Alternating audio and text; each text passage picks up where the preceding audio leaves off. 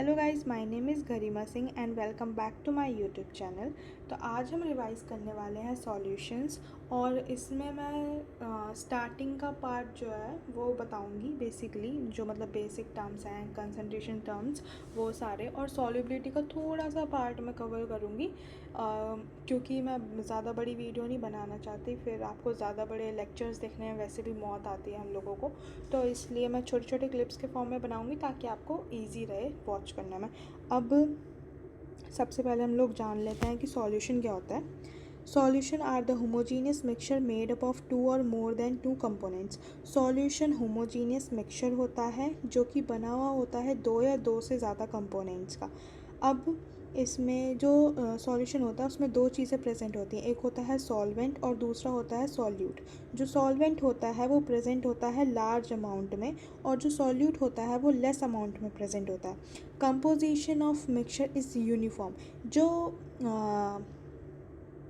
Homogeneous है उसका मतलब यहाँ पे लिखा हुआ है, होमोजीनियस मतलब जो उसका पूरा कंपोजिशन होता है मिक्सचर का वो यूनिफॉर्म होता है। मतलब जैसे कि आप कोल्ड ड्रिंक लेके आते हो मार्केट से, तो उसका जो कंपोजिशन होता होगा, कोल्ड ड्रिंक, मान लो एक कोल्ड ड्रिंक की बोतल है, यहाँ पे जो प्रेजेंट है कोल्ड ड्रिंक और जो यहाँ पे है वो, उसमें सेम अमाउंट ऑफ शुगर आपको मिलेगी। यानी कि यहाँ पे ज़्यादा शुगर मिल रही है, यहाँ पे कम मिल रही है, ऐसा नहीं होगा, है ना। तो उसका जो कंपोजिशन है वो सेम है, मतलब यूनिफॉर्म है, ठीक है। तो ऐसे ही सॉल्यूशन का भी कंपोजिशन जो होता है वो यूनिफॉर्म होता है, ठीक है, होमोलोगस होता है बेसिकली। बाइनरी सॉल्यूशन क्या होता है? Consist of two components. Binary solution दो कंपोनेंट को कंसिस्ट करता है। टर्शनरी सॉल्यूशन क्या होता है? जो तीन कंपोनेंट प्रेजेंट होता है, उसमें दो सॉल्यूट और एक सॉल्वेंट। बाइनरी सॉल्यूशन में एक सॉल्वेंट प्रेजेंट होता है और एक ही हमारे पास सॉल्यूट प्रेजेंट होता है। अब जो सॉल्यूशन होते हैं वो भी दो टाइप के हो सकते हैं, एक होता है डाइल्यूट सॉल्यूशन, दूसरा होता है कंसनट्रेटेड सॉल्यूशन। डाइल्यूट सॉल्यूशन क्या होता है? जो कि लेस अमाउंट में जब किसी सॉल्यूशन में लेस अमाउंट में सॉल्यूट प्रेजेंट हो और लार्ज अमाउंट में सॉल्वेंट प्रेजेंट हो, तो उसमें वो डाइल्यूट सॉल्यूशन होगा क्योंकि उसमें सॉल्वेंट ज़्यादा है ना। कंसनट्रेटेड सॉल्यूशन में क्या होता है? लार्ज अमाउंट में सॉल्यूट प्रेजेंट होता है, ठीक है। और एक चीज़ और, जो हमारा सॉल्वेंट है उसी से हमें पता चलता है कि जो हमारा सॉल्यूशन है वो किस टाइप का सॉल्यूशन है, मतलब वो सॉलिड सॉल्यूशन है, लिक्विड सॉल्यूशन है या फिर गैसियस सॉल्यूशन है, ठीक है। अब यहाँ पे आ जाते हैं कंसंट्रेशन टर्म्स। कंसंट्रेशन टर्म्स बहुत इंपॉर्टेंट है, ट्वेल्थ के बोर्ड में भी इससे एक ना एक क्वेश्चन आता ही है और नीट में भी क्वेश्चन आ जाता है इससे। तो कंसंट्रेशन टर्म्स में बेसिकली क्या है? सबसे पहले हमारी कंसंट्रेशन टर्म है मास परसेंटेज। मास परसेंटेज में क्या होता है? Mass of solute upon mass of solution into 100। Percentage आ गया है तो मतलब आपको 100 से मल्टीप्लाई करना ही है। अगर आपसे सॉल्वेंट का मास परसेंटेज पूछेंगे तो आप यहाँ पे सॉल्वेंट लिख देंगे और नीचे तो सॉल्यूशन ही रहेगा, ठीक है। वॉल्यूम बाय वॉल्यूम सॉल्यूशन क्या होता है? इसमें volume of solute upon volume of solution. अगर आपको सॉल्वेंट का निकालना होगा तो आप इस जगह सॉल्वेंट लिख देंगे, ठीक है, और इनटू मल्टीप्लाई कर देंगे आप इसे 100 से। Mass by solvent, mass by volume percentage. Mass by volume percentage में क्या होता है? मास ऑफ सॉल्यूट या फिर mass of solvent upon volume of solution. Volume of solution किस में होता है? ml में। मास ऑफ सॉल्यूट किस में होता है? ग्राम में। परसेंटेज आ गया तो आपको 100 से मल्टीप्लाई कर लेना है। पार्ट्स पर मिलियन में क्या होता है? अब जैसे कि हम लोग स्विमिंग पूल में जाते हैं, ठीक है, उसमें वो वाटर में क्लोरीन ऐड करते हैं, ठीक है। अब ऐसा नहीं होता ना कि वो क्लोरीन मतलब 1 किलो ऐड कर दिया, ऐसा नहीं होता। मतलब इस वाले अमाउंट, इतने अमाउंट में इतने पानी में क्या नाम है, इतना पार्ट्स पर मिलियन क्लोरीन प्रेजेंट है। 1 ml में इतना पार्ट्स पर मिलियन या फिर बिलियन और क्लोरीन प्रेजेंट है। तो बेसिकली उस चीज़ के काम में आता है, ठीक है। Number of parts of components, जितने number of parts of components है upon total number of parts of components into 10⁻6। 10⁻6 आ गया तो मतलब मिलियन हो गया, 10⁻9 आ गया तो मतलब बिलियन हो गया, ठीक है। ये बहुत सिंपल सा है। अब यहाँ पे आ जाते हैं मोल फ्रैक्शन पे। मोल फ्रैक्शन काफ़ी इंपॉर्टेंट है। मोल फ्रैक्शन को हम किससे डिनोट करते हैं? काई से हम डिनोट करते हैं।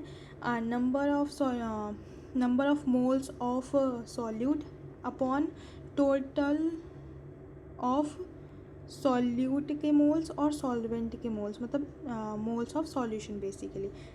अब काई ए प्लस काई बी होता है हमारे पास 1। काई ए प्लस काई बी को हम लोग 1 बोलते हैं, मतलब इक्वल्स टू 1 हो जाता है, ठीक है। और आपको मोल तो पता ही होगा कैसे निकालते हैं, given mass upon molar mass से हम लोग मोल निकाल लेते हैं, सो ईजी है ना। मोलैरिटी, मोलैरिटी क्या होता है? मोलैरिटी को सबसे पहले ये याद रखना है, मोलैरिटी को हम कैपिटल एम से डिनोट करते हैं, ठीक है। Moles of solute upon volume of solution. Moles of solute, moles कैसे निकालते हैं? Given mass upon molar mass, ठीक है, given mass upon molar mass.